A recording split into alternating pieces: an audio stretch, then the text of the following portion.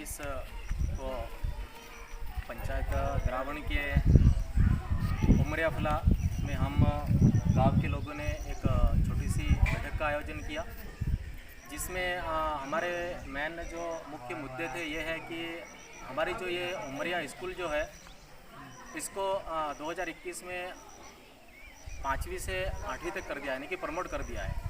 जिसमें हम लोगों की ये कहना है कि यहाँ पर जो व्यवस्था जो है वो सही ढंग से नहीं है, जिसमें रूम की व्यवस्था नहीं है। यहाँ का नामांकन हमने तकरीबन पूछा, जिसमें लगभग 170-200 के आसपास है, लेकिन यहाँ पर बैठने के लिए बच्चों के कमरों की व्यवस्था सिर्फ और सिर्फ 2 कमरे हैं, वो भी बिल्कुल जर्जर अवस्था में है। उनकी भी हालत हम आपको अभी दिखाएंगे।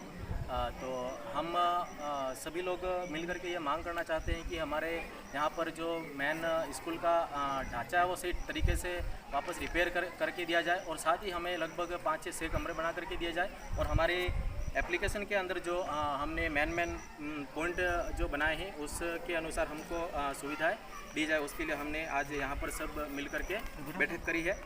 मैं आपको अवगत कराना चाहूँगा कि ये पहले भी विद्यालय के द्वारा माननीय सरपंच साहब को और विकास अधिकारी साहब को, प्राथमिक शिक्षा अधिकारी महोदय को एवं प्राथमिक शिक्षा अधिकारी महोदय को ये बाउंड्री के बारे में, यानी कि कई बार यहाँ के स्टाफ के द्वारा भी बताया गया, लेकिन आज तक किसी ने कोई सूद नहीं ली है, न ही स्कूल के बारे में, न बाउंड्री के बारे में, न पानी की व्यवस्था के बारे में। तो हम आज इस एप्लीकेशन के माध्यम से एक बार और अवगत कराने की कोशिश कर रहे हैं। अगर हमारे इन मेन मुद्दों को सरकार के द्वारा बहुत जल्दी नहीं सुना जाता है तो हम स्कूल का ताला लगा करके और धरना प्रदर्शन करने का जो मांग है वो लिखी हुई है, जिसकी सारी जिम्मेदारी शासन प्रशासन के लिए हमने बताई। हम आपको अभी कोशिश करेंगे कि स्कूल का जो ढांचा है किस प्रकार से जर्जर अवस्था है वो सारी आपको अब हम दिखाने की कोशिश करेंगे। साथ ही हमारे यहाँ पर स्कूल तक पहुँचने के लिए बच्चों को और शिक्षकों को किस प्रकार की परेशानी उठानी पड़ती है रोड के माध्यम से, वो हम यहाँ से पूछना चाहेंगे कि हमारे रोड किस प्रकार का है और यहाँ पर आने जाने में किस प्रकार दुविधा होती है। हमारे यहाँ मेन रोड से रोड वाली घाटी बालीफला हो गया, कृष्णलाल के घर से उमरिया स्कूल तक का रोड सैंक्शन हुआ था 2011 में, और सैंक्शन हुआ वैसा एक बार कच्चा तो निकाल दिया है। एक स्कूल के आगे एक बड़ी नदी पड़ती है, हमारी बहुत बड़ी नदी है। वो नदी अगर बारिश के टाइम में बारिश आ जाता है तो बच्चे नहीं आ सकते हैं स्कूल, और मार साहब गाड़ी वहीं रखते हैं नदी के वेली तरफ। अगर नदी आ जाती है उसके बाद में वो खुद भी उधर स्कूल की तरफ नहीं आ सकते हैं, बच्चे भी नहीं आ सकते हैं। अगर हमारे नदी पार करके अगर बच्चे स्कूल आ गए हैं, अगर वहाँ बारिश आ गया तो बच्चे भी नहीं आ सकते हैं वहाँ पर। ऐसी स्थिति है। तो 7 लेवल तक पूर्ण हो गया है, उसकी 7 बाकी है अभी तक।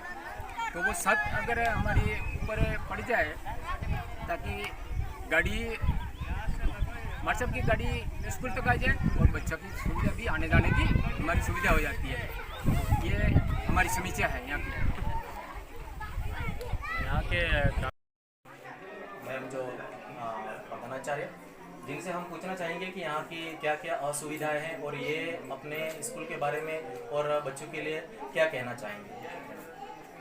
हमारे विद्यालय में सबसे पहले तो नामांकन 170 के आसपास हो गया है।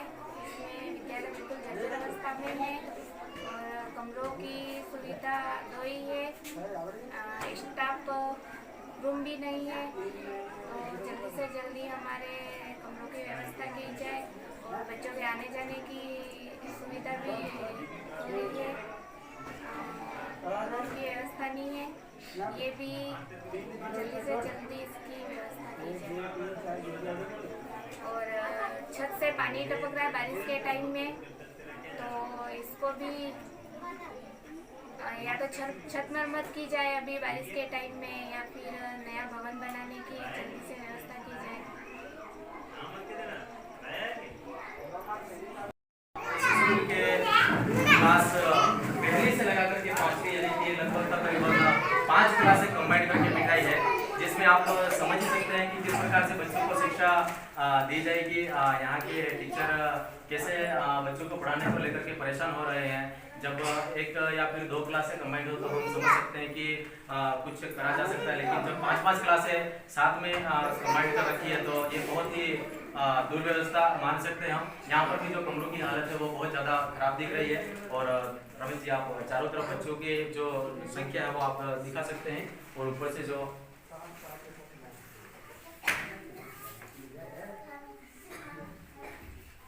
सामने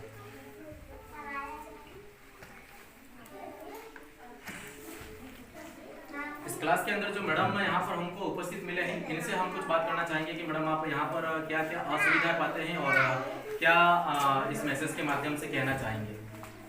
यहाँ पे 2021 में विद्यालय पहले 5वीं तक था, अभी 8वीं तक हो गया। 2021 में करोना हुआ है। अभी तक हमने 2-4 बार तो एप्लीकेशन भी भेज दी, अभी तक उसके कोई समाधान नहीं हुआ। अभी हमारा फिलहाल में नामांकन भी 160 बच्चे हैं और 6 का स्टाफ है, अब हमारे बच्चे प्रेरणा लेके भी व्यवस्था नहीं है। 2 ही कमरे हैं, एक पानी नहीं रहता।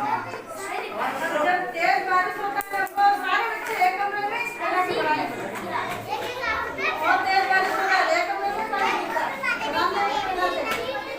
ज़्यादा स्कूल खराब होते हैं। बैठने की व्यवस्था ही नहीं, क्या करें? स्टाफ भी प्राप्त है, बच्चे भी प्राप्त है, बैठने की व्यवस्था ही नहीं। तो इनका स्कूल की रसोई घर है जिसमें प्रेम जी यहाँ के बच्चों को खाना बना के खिलाते हैं। तो आप को आज का ये जो अंदर खाना बन रहा है वो मैं बताना चाहूँगा।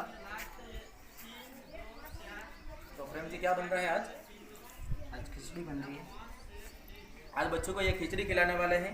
इनसे हम ये पूछना चाहेंगे कि स्कूल में किस प्रकार की तकलीफ इनको खाना बनाते समय या फिर किस प्रकार की तकलीफ आती है। प्रेम जी, 2 चीज़ें आप बताओ कि हमारा यहाँ रसोई घर है, लेकिन ये छोटा सा है, इसमें आग भी नहीं लगती है, पानी गिरता है, पानी भी गिरता है, अंदर टपकता है, आग भी नहीं लगती है, समस्या रहती है। इसलिए थोड़ा कमरा भी बढ़ाया जाए, ऐसी समस्या है हमारी।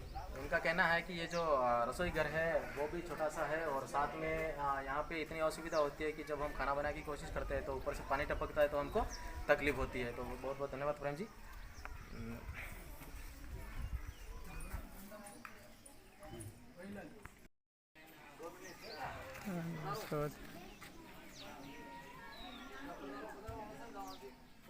अब हम यहाँ पे बाथरूम बताना चाहेंगे जो बच्चों के लिए बने हुए हैं, किस तरह से इनकी हालत बनी हुई है आप यहाँ पे भी देख सकते हैं, जिसकी हम मांग करते हैं कि बहुत जल्द बाथरूमों की भी व्यवस्था की जाए।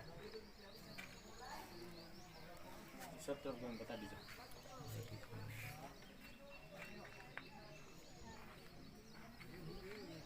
पूरी तरह से बुरी हालत, किस तरह से स्कूल की पूरी जर्जर अवस्था है जिसको हम पूरी कंप्लीट करना चाहते हैं। साथ ही नए भवन निर्माण के लिए भी आग्रह करते हैं।